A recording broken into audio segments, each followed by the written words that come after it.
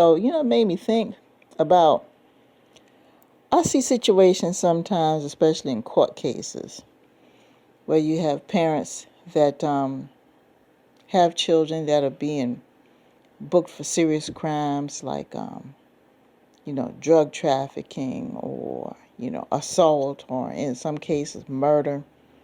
And the child has had a history of crime or a history of mental illness. They've been in trouble, for a while. It's not a brand new thing. And when you get the parents' testimony, it's kind of like a thing where, you know, it's not that they intentionally make excuses, but it always surrounds something about, well, if they had gotten the help, or if the system did this, or, if the absent parent did that, or if we had the money to do this, or, it was always some external factor as to why the child did what they did. Very few parents will stand up and say, you know what, I accept the fact that the child did X, Y, Z.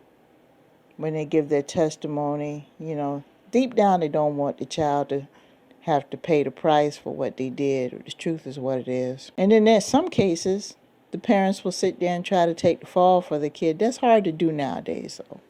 With modern forensics and technology, it's very, very hard for a parent to take a murder rap for someone, not with DNA and forensics the way they are. It's just hard.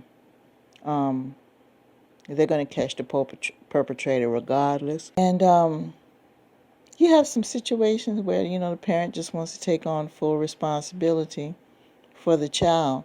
But in the end, that's not helping the child. Then you have some situations where the parent is divided and choosing between siding with the spouse and siding with the child. Now, I've heard a lot of people say, well, if I have to choose between my child and my spouse, I'm going to choose for my child. Well, you have to determine the circumstances.